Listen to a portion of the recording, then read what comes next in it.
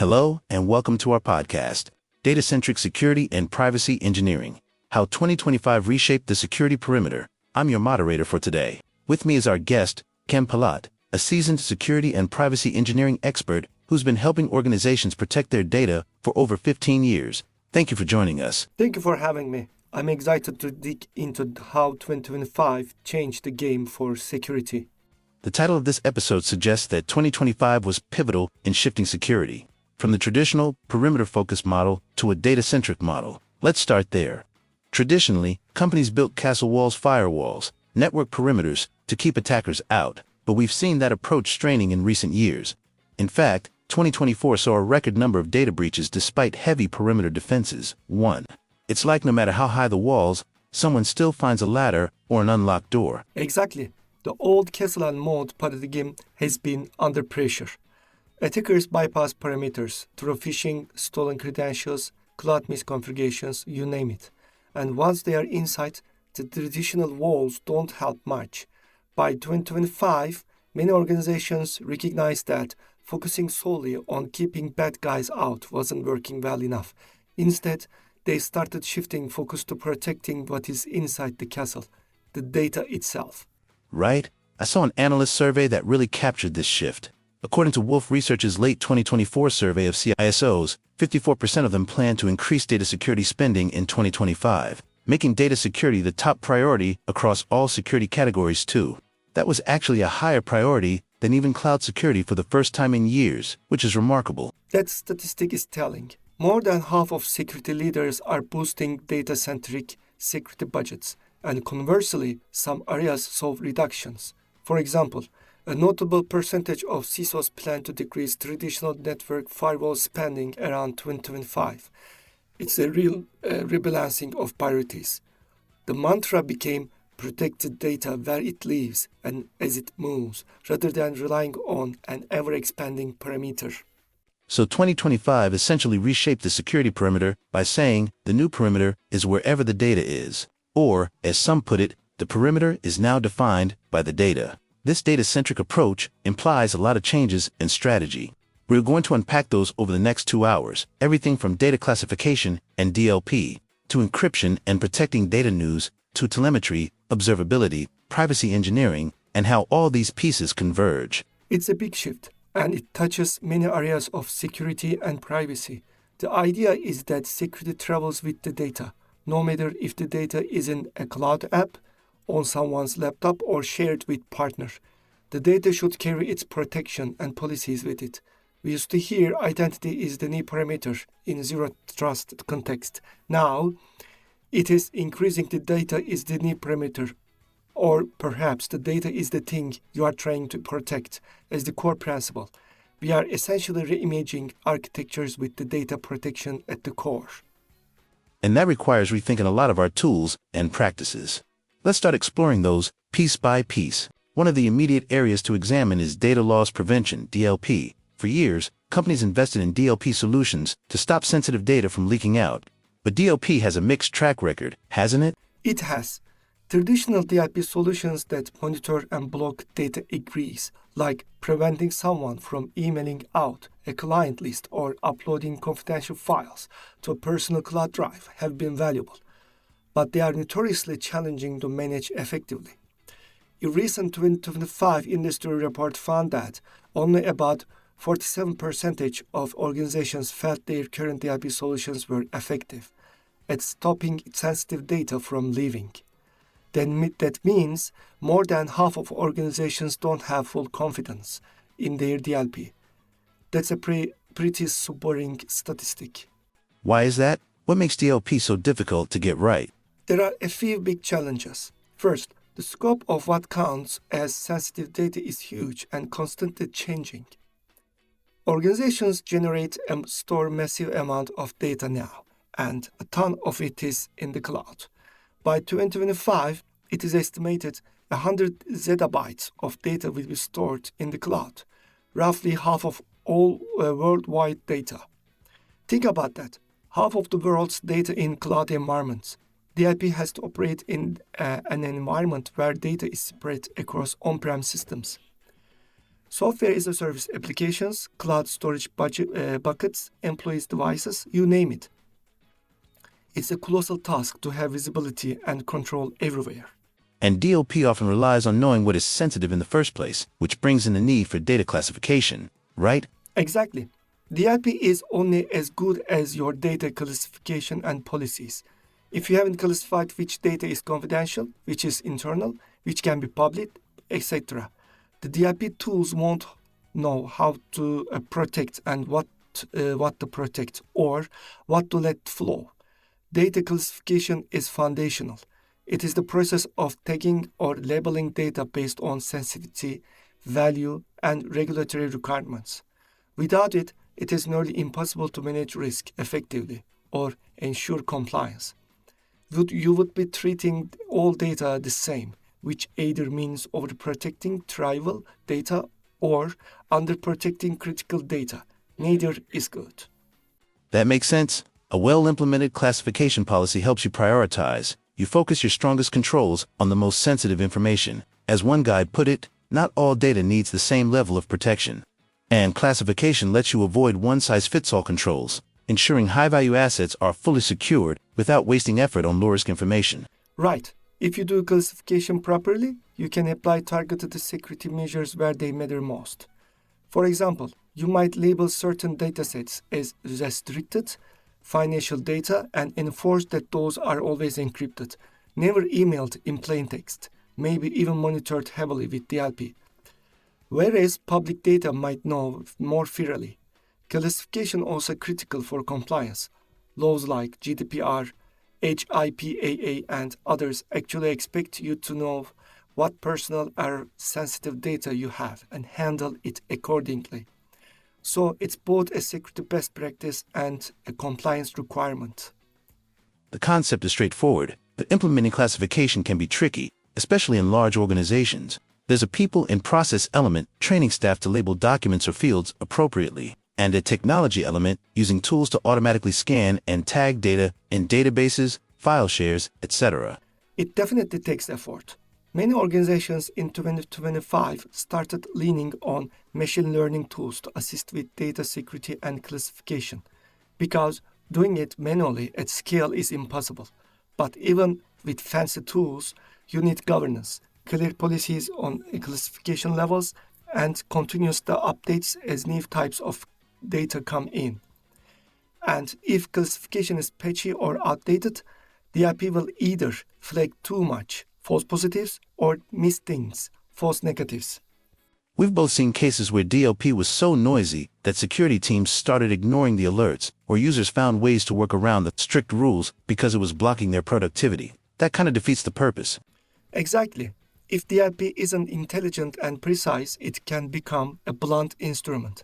A classic example is employees scrambling sensitive data to get it past a filter, or just doing their work on unsanctioned apps because the section ones keep blocking them. That's why modern thinking is shifting towards smarter behavior-based data protection. In fact, the same 2025 data security report mentioned that forward-thinking teams are now prioritizing behavioral analytics, real-time visibility, and oversight of SaaS applications to prevent the data loss. Instead of just static rules like don't email out a SSN, it's more about detecting abnormal user behavior with data and having visibility into where data is going, including new channels like collaboration tools or even AI chatbots where people might paste data. I'm glad you brought up AI tools. That's a very 2025 issue. We saw cases where employees unintentionally leaked sensitive info by feeding it into generative AI or chat services. That's a whole new vector for data leakage that DLP needs to account for now. Absolutely. It reinforces the need for robust data governance and user training as well. Technology alone isn't a silver bullet. You need a culture where employees understand data handling rules. But ultimately, the technology is shifting to focus on the data object itself, classifying it, tagging it, monitoring its usage, rather than just trying to cordon off a network segment and assume everything inside is safe. That's the core of data-centric security. Let's move into one of the fundamental controls in any data protection strategy, encryption. Encryption often comes up in the context of data-centric security because it's a way to protect the data itself, regardless of where it goes. How have we seen encryption practices evolve up to 2025? We have seen encryption go from a sometimes optional, nice-to-have measure to a mandatory baseline for sensitive data. A great example is the healthcare sector. In early 2025, regulators proposed significant updates to the HIPAA security rule. One proposal was to make encryption of all electronic health data at rest and in transit mandatory instead of just addressable. In other words, no more wiggle room. You must encrypt patient data in storage and when sending it around. This indicates how non-negotiable encryption has become for compliance. So encryption at rest, like on disk or in a database and in transit, moving over a network, APIs, etc., are essentially table stakes now. Many organizations have already implemented those. We see databases with transparent encryption, full disk encryption on devices, and TLS for web traffic almost everywhere by default. Right. The good news is that encryption at rest and in transit are relatively mature. The tools and algorithms such as AES 256 and TLS 123 and so on are well established and don't drastically impede day-to-day operations. The challenge now is more about key management, ensuring you manage encryption keys securely and have control over them, especially in cloud environments, and about coverage, making sure all places where sensitive data resides are encrypted. As data spreads to more platforms, that's a challenge of its own. Another angle is making sure encryption is continuous. Some of the emerging regulations even specify that sensitive data should be encrypted all the time. I recall that a few U.S. states in 2025 passed laws requiring continuous encryption. Yes, this is where we start bridging into the next frontier, protecting data in use. But even before we get there, states have been signaling that they expect gaps. Actually, no gaps. New York and New Jersey, for example, updated their privacy laws to require that minors' personal data be encrypted at all times during processing. That phrase, at all times, includes when data is being processed, not just it is sitting in a database. Florida introduced a law mandating continuous encryption measures, and Texas went as far as offering a safe harbor from breach notification if your data was encrypted, even at the moment of compromise, including in memory. In other words, if an attacker grabs data, but it was still encrypted, never decrypted in plain text, you might avoid legal breach notification because, theoretically, the data wasn't exposed in a usable form. That's a huge push toward what's often been considered the holy grail, keeping data encrypted even when it's being used. It's one thing to encrypt data on disk or in transit. We have mature solutions for that. But encryption while data is being actively processed is a tougher nut to crack. It is. And it leads us right into the concept of data in use protection, which really gained traction by 2025. This is where technologies like confidential computing come into play to fill that gap. Let's dive into data in use protection. What do we mean by that exactly? Data in use protection means safeguarding data even while it's being processed in memory or being used by an application. Traditionally, even if you encrypt data at rest and in transit, when an application needs to actually work on data, say perform a calculation or display a document, it decrypts it in memory. At that point, the data is in plain text, in RAM, and could be vulnerable, for example, to an insider dumping memory, malware, or certain types of attacks. Until recently, we kind of had to accept that risk. But now, technologies are emerging to protect data during that in-use phase. The big term here is confidential computing, which uses hardware-based trusted execution environments or secure enclaves to shield data in use. Can you explain that a bit? Sure. Confidential computing involves using special CPU hardware features to create a secure enclave, an isolated portion of memory that is encrypted and inaccessible even to the operating system or cloud provider. If data is processed inside such an enclave, it stays encrypted or protected even while applications or operations are being performed on it. In practical terms, it means you can have data decrypted only inside this black box to enclave. And even if someone has full admin rights on the machine, they can't read what is inside that box. As a result, encryption in use enabled by confidential computing keeps data protected during processing. It extends the encryption you have at rest and in transit into the runtime of applications. That's a powerful concept, basically closing the last gap of the data lifecycle. How widely is this being used as of 2025? It's still in early adoption, but it is growing fast. Major cloud providers have rolled out confidential computing options, like virtual machines or containers that run in secure enclaves, so that even the cloud admins cannot peek into customers' data while it's being processed. We are seeing uptake in industries like finance and healthcare, where the sensitivity is highest. For instance, banks can analyze encrypted financial data in the cloud without ever exposing it in plain text to the cloud provider. Or multiple parties can collaborate on analytics by each sharing encrypted data into a common enclave, confident that their individual data isn't exposed to the others directly. And beyond hardware enclaves, there are also software-based approaches, right? Things like homomorphic encryption, secure multi-party computation, etc., often lumped under privacy-enhancing technologies. Yes, those exist too. Fully homomorphic encryption, FHE, allows computation on encrypted data without decrypting it all. And multi-party computation allows joint computations where each party only sees encrypted inputs and outputs. These techniques are incredibly exciting for privacy because they minimize data exposure. However, they tend to be very slow or resource-intensive for general use at this point. In contrast, hardware-based confidential computing, enclaves, approach is more practical today because it runs near normal speed in many cases. So in 2025, when people say data in use protection, they mostly mean using TEES, Trusted Execution Environments, provided by chips from Intel, AMD, etc., to secure the processing. The regulatory environment is certainly encouraging this. As you noted, multiple laws and even proposed federal rules are effectively saying encrypt data even during active use. It's not a theoretical nice to have, it's becoming expected. That's right. We are moving toward a world where you can't consider data protected unless it's always protected.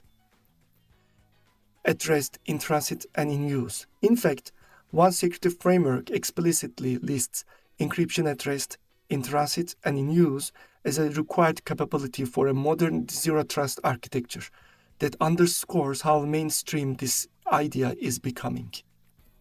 It's worth noting that implementing confidential computing does require effort. You might need to modify applications to run in enclaves, manage attestation proving that the code running in the enclave is the expected code, etc. It's not just flip a switch in all cases, but we see a lot of progress. By 2025, there were even early standards and consortiums around it, and the tech keeps maturing. And it will likely become more seamless over time. The important thing is that organizations start considering where their most sensitive data might benefit from these protections. Not every workload needs confidential computing. For example, if you are running a public website with no sensitive info, it's overkill. But for something like processing personal health information, financial transactions, or proprietary machine learning models, it's becoming a best practice. So, we've covered protecting data through classification, DLP, encryption at rest, in transit, and even encryption in use. The next piece of the puzzle is making sure all these protections are actually working and that we can detect if something goes wrong. That's where telemetry and observability come in, which is a huge part of security operations. Now, let's talk about telemetry and observability. These terms are borrowed from systems engineering but are increasingly vital in security, especially in a data-centric model. How do you define them in this context? Telemetry in security is all about collecting data from various sources, logs, events, user activities, system metrics, and sending it to a central place for analysis. Observability is being about interpret data to understand what is happening inside your systems.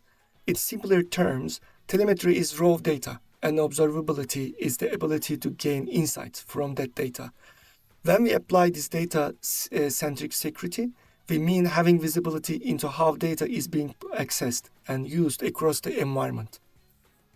Why is that so crucial now? Because if data is the new parameter, you need to watch that parameter continuously. You can't just set up the walls, even if those walls are encrypted and DLP policies on the data, and walk away. You need to know, for example, if someone is accessing an unusually large amount of sensitive data at 2 a.m. or if a normally benign service account suddenly starts querying tables it never touched before, those could be signs of a breach or misuse. Telemetry provides the information, audit logs of data access, for example, and observability is having the tools and processes to interpret it in real time. It sounds like an evolution of traditional monitoring.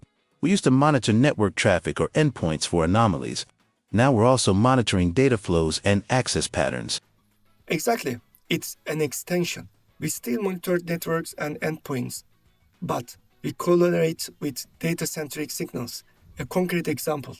Many companies have implemented user and entity behavior analytics UEBA systems that establish a baseline for normal user behavior with data and then alert on deviations. If Bob from accounting suddenly bumps the entire customer database, that's out of character and should be flagged immediately without proper telemetry. Say, detailed logging on database queries and file access. You might not catch that in time. With good observability, you would catch it, investigate, and hopefully interrupt something bad. One Medium article I read put it nicely. By monitoring logs, network traffic, and user behavior, telemetry and observability let organizations swiftly detect abnormal activities or signs of a breach. 18. It's key for incident response. You can't respond to what you don't see. Right. And it's not just for catching external attackers. Remember, the report we discussed earlier about DLP. It is said 77% of organizations experienced an insider-driven data loss incident recently.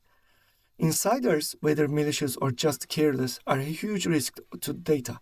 Observability helps here too. If an employee is accessing data they shouldn't or exfiltrating it, robust telemetry should pick that up.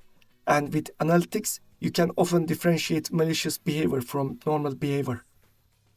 Another aspect is the complexity of modern environments.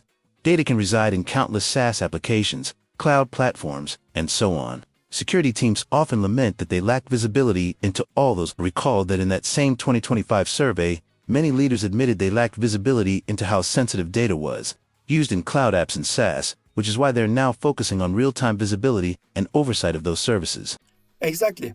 It's a big blind spot, if not addressed. The pandemic and rise of remote work accelerated software as a service adoption. People use collaboration tools, personal cloud drives, you name it. If your security monitoring doesn't include those, your data could be moving out of your control and you would have no clue. That's why data observability platforms and cloud access monitoring become big in 2025. Companies started deploying cloud access security brokers, CASBs, and secure service edge solutions that give them logs and control over data moving in and out of cloud services. They also started requiring that software as a service vendors provide audit logs. Many cloud applications added better logging features under pressures from enterprise customers. So, bringing it together, data-centric security means not only protecting the data with policies and encryption, but also instrumenting your environment to watch the data. It's akin to CCTV cameras on the crown jewels. If we extend the castle analogy, you've got guards, locks, and also cameras to see what's happening in real time. That's a great analogy. You need that visibility to ensure your controls are effective and to catch an intrusions or leaks quickly. And one more thing to mention is response. Observability ties into automation as well. Many organizations are trying to automate responses when possible. For example, if the system detects someone downloading files they normally wouldn't, it might automatically lock that account or quarantine the activity, then alert the security team. That kind of rapid containment is only possible if your telemetry is good and your systems are integrated. All of this underscores how much more data-driven security has become. We're securing data and using data telemetry to secure it, a virtuous cycle. Now, we've talked mostly about security concerns, but let's pivot a bit to privacy. Data-centric security naturally overlaps with privacy protection, since a lot of sensitive data is personal data. How are privacy engineering and privacy by design principles contributing to this shift? The rise of privacy engineering as a discipline is a fascinating development. In the last few years, companies started hiring privacy engineers and embedding privacy by design into their processes. How does that intersect with data-centric security? They intersect almost completely. Privacy by design is the idea that you build systems with privacy considerations from the ground up, rather than as an afterthought. That natural means you need strong data protection controls baked into your architecture, which is exactly what data-centric security is about. In practice, privacy engineering means things like minimizing the personal data you collect, securing that data via techniques like encryption and access controls, and ensuring you can fulfill obligations like deleting data on request or handling data transparently. All these require knowing where data is, how it is classified, who can access it. Notice how this echoes what we discussed with security. So it's almost two sides of the same coin. Security focuses on preventing unauthorized access and breaches, and privacy focuses on authorized use and compliance with data laws, but both require granular control and knowledge of the data. Precisely. A privacy engineer might say, we need to label all personal data to ensure we have constant and lawful basis to use it. Ensure it's not over-retained and that's protected per GDPR Article 32, which demands appropriate security, including encryption and pseudonymization. A security engineer would say we need to classify data, enforce least privilege access, encrypt it, monitor it. They are talking about very similar or complementary controls. And regulations have been a big driving force here. GDPR, which came into effect back in 2018, really kicked off a global wave of privacy laws. By 2025, we had the California Consumer Privacy Act and its successor, CPRA, Brazil's LGPD, and many others. These laws put pressure on organizations to treat data carefully. How have you seen that influence security practices? The influence is huge. For one, these laws elevated data protection to a board-level issue. The risk of massive fines or legal sanctions means executives care in a way they perhaps didn't before. We have seen GDPR fines in hundreds of millions of euros for mishandling data or breaches. Even if GDPR fines overall dipped slightly in 2024, they still totaled around 1.2 billion euros that year. So regulators are serious. But beyond fines, these regulations require concrete measures. GDPR's concept of appropriate technical and organizational measures basically mandates security. Laws often explicitly mention practices. GDPR encourages encryption and pseudonymization. Other laws mandate that inventories and access controls. As we noted, some regulations outright mandate data classification and protection as prerequisites for compliance. Privacy laws have essentially forced companies to implement the kind of data-centric security controls we are talking about, or face legal consequences. And don't forget individual rights. Privacy regulations give people rights like access to their data, deletion, etc. To comply with a deletion request, for example, a company must know exactly where that person's data is stored. That requires good data inventory and classification, which again is a data security practice too. Yes, exactly. The worlds of compliance and security meet on that front. If you have an inventory of personal data for GDPR, you have also got a map of where your sensitive data lives to secure it better. Another angle is that privacy by design is now becoming standard in product and development. Engineers are being trained to ask, do we really need to collect this data? If yes, how do we minimize and secure it? Those questions lead to architectural choices like anonymization, tokenization of data, or using confidential and differential privacy technical analysis for large datasets. These techniques often count as both privacy measures and advanced security measures, since they protect data from misuse or breach by reducing identifiability. It's heartening to see this convergence. In fact, at a global privacy summit, I read about a key takeaway was that privacy and data governance teams need to converge and operate collaboratively with security teams. The silos between them are breaking down. That's a trend we are living through. Organizations are increasingly forming cross-functional teams or committees that include privacy officers, security officers, data governance folks, etc., all working together. They realize you can't have one team building systems to maximize data use and another trying to lock down data completely. They need to share a common goal of responsible, secure data usage. One privacy leader famously said the goal of privacy is not just to comply with the law, but to enable innovation with integrity. I love that because it encapsulates that we are not trying to stop data from being used. We are trying to make it use safe, ethical, and in line with user expectations. That's a great point. Enabling innovation with integrity. And it leads us to the idea of architectural convergence. How do we technically implement systems that satisfy both security and privacy requirements? That might mean building unified data platforms where security controls and privacy controls are embedded together.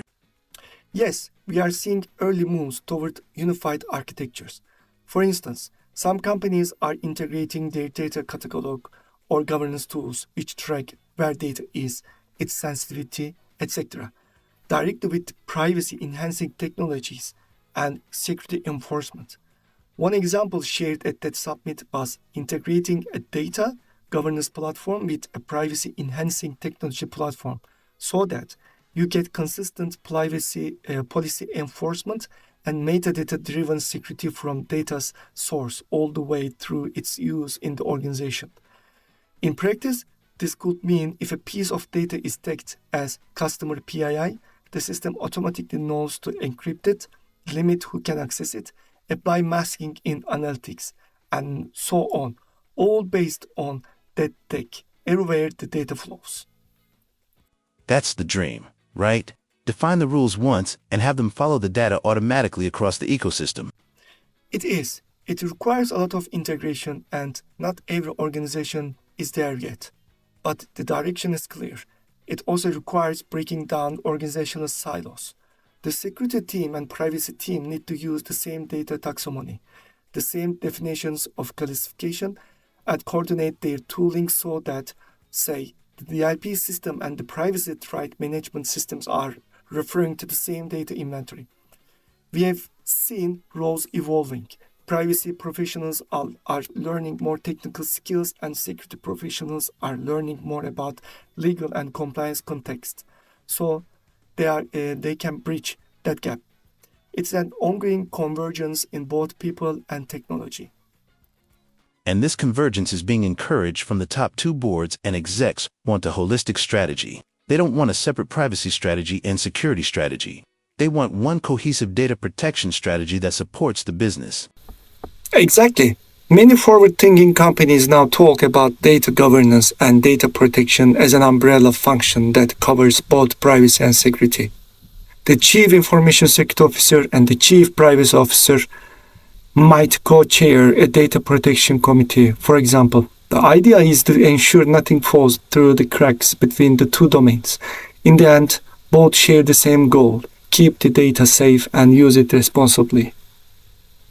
We've covered a lot of ground conceptually. Let's try to translate this into actionable guidance. Suppose I'm a CSO or a head of privacy engineering listening to this, thinking this all sounds great, but how do I do it? What frameworks or step-by-step approaches can professionals use to implement data-centric security and privacy? Great question. There are indeed frameworks and best practices that can guide you. One of the well-known ones is the NIST cybersecurity framework combined with the NIST privacy framework. NIST's guidance basically starts with knowing your data, identify, and protect, detect, respond, recover. That high-level model applies here with the data focus. Concretely, A mature data protection program often follows steps like 1. Data inventory and classification. Find your data, categorize it. 2. Access controls and least privilege. Ensure only right people processes can get to data based on need to know. 3. Protection mechanisms. Encryption at rest, in transit, and perhaps in use, plus DLP controls, data masking, etc. 4. Monitoring and detection. Telemetry logging, anomaly detection on data usage. 5. Incident response. Have a plan for when, not if, a data incident happens, including breach response aligned with legal requirements. And 6, the last one, continuous improvement. Regularly assess and refine because data landscapes and threats evolve. That sounds very aligned with general security best practice, just with a data-centric lens. Identify corresponds to knowing your data, protect corresponds to things like encryption and DLP, detect is monitoring, etc. Exactly. We are basically applying classic security principles to data itself. Another framework to mention is that tries, we have repeated, secure data at rest, in transit, and in use. Many organizations are now explicitly evaluating their controls against those 3 states. You can almost use it as a checklist. Do we encrypt data at rest in all major stores? Do we have TLC everywhere data moves? What about data in use? Do we have a plan for that? Maybe using confidential computing or at least strict in-memory controls. In fact, some zero-trust architecture models list those 3 as required capabilities, alongside things like DLP and data tagging. Speaking of zero trust, how does zero trust tie in here? Zero trust is often said to be never trust, always verify, heavily focusing on identity and device posture. But I've also seen references to zero trust data or zero trust applied to data protection. Zero trust and data-centric security are very complementary. Zero trust network architecture assumes no implicit trust based on location. Every access is verified. When you extend the data, it means you don't explicitly trust someone just because they are an employee on the company network to access any data. You still verify if they access that specific data and you continuously validate usage.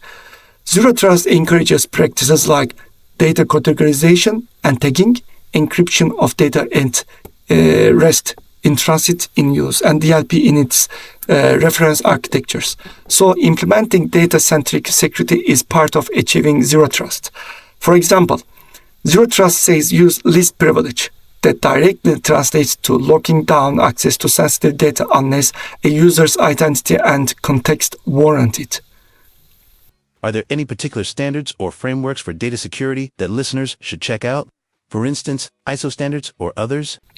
ISO 27001 is the classic information security management standard. It has controls for data protection, though not extremely specific. ISO 27701 extends to privacy. Those can be useful for high-level checklists, things like having data retention policies, encryption policies, etc. There is also a newer category of tools and approaches called data security posture management, DSPM, that emerged around 2024-2025. While it's not a formal framework, DSMP solutions essentially scan your environment to automatically find sensitive data, classify it, and report on whether it is properly secured. Even if you don't have a tool, the concept is a good practice. Continuously audit your data stores to ensure compliance with your policies. And let's not forget the human factor and process. Frameworks like SOC2 or even internal audit programs now often include checks on data handling. Make sure you have data handling policies and employees are trained on them. Security awareness training now includes privacy and data handling modules. And that you have an incident response plan specifically for data breaches, which includes legal, PR, etc., not just IT cleanup. This is a lot to manage, but it's necessary given the stakes. It might sound daunting, but the upside is you greatly reduce the risk of those nightmare scenarios, a massive breach or a regulatory fine. Also, doing this right can even enable the business to use data more freely internally, because others in the company know the data is well governed and protected. That's a great point. Effective data-centric security can be an enabler. When you classify data and put the right guard trails around it, you can actually allow data to be used in a new way safely. If, say, your data is encrypted and tokenized appropriately, you might be more comfortable moving it into a cloud analytics platform for innovation, whereas before you might have been too afraid of the leakage risk.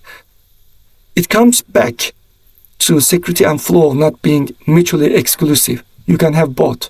The modern approach aims to let data flow where it needs for the business value, while keeping it protected every step of the way. So true. Security isn't just about saying no, you can't use that data. It's about saying yes.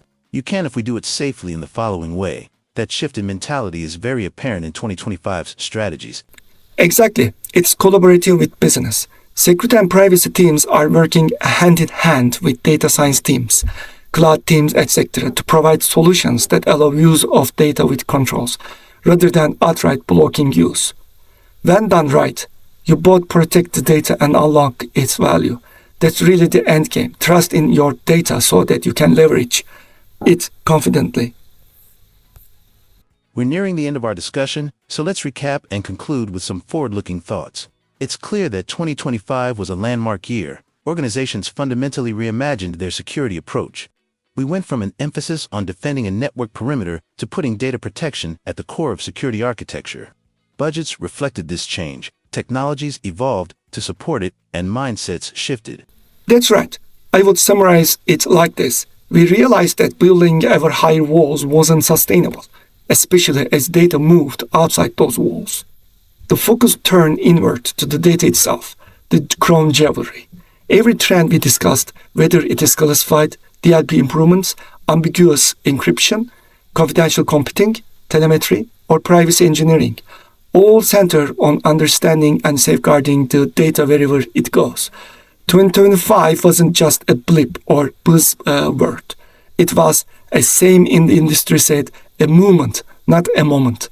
Data-centric security is here to stay. For professionals listening, if you haven't already, now is the time to embrace this movement. Assess your current state. Do you know where your sensitive data is? Do you have controls following it? Are you prepared for the regulatory requirements coming into effect? If not, 2025's lessons show it's critical to start those projects. Absolutely. It can be a multi-year journey to implement data-centric security, but every step yields benefits. So start small if you must. Maybe begin with one or two key data repositories, classify them, implement stronger controls there, and expand outwards. Also, foster the collaboration we talked about. Make sure your privacy, compliance, and security folks are working together, not at cross purposes. That convergence will make your program much stronger. As we look beyond 2025, what do you foresee? Will this trend continue to evolve? I believe it will only intensify. Data volumes will keep growing. Regulations will keep proliferating worldwide, and attackers will undoubtedly keep trying to exploit the data. We will likely to see even more advanced privacy-preserving tech become practical, like more use of homomorphic encryption or federated learning for AI. The concept of data sovereignty, controlling where the data goes and who can see it, might become a standard feature of data platform. And organizations that master data-centric security will have a competitive edge because they will be able to use data more freely since it is protected and compliant. One last takeaway for our listeners. I would say treat data as the new security parameter and the lifeblood of your business at the same time. Protect it accordingly. If 2025 taught us anything, it is that investing in data security and privacy is not just an IT issue, it's a business survival issue. The companies that reshaped their strategies around data are better positioned to avoid breaches, avoid fines, and earn trust with customers and partners. Well said. This has been a really insightful discussion. Thank you so much for sharing your expertise. Thank you. It was a pleasure to chat about these critical developments. And thank you to our listeners for tuning in. We hope this deep dive into data-centric security and privacy engineering gave you plenty of ideas and guidance on how to adapt your own security strategies. 2025 reshaped the security perimeter. Now, it's up to all of us to build on that momentum.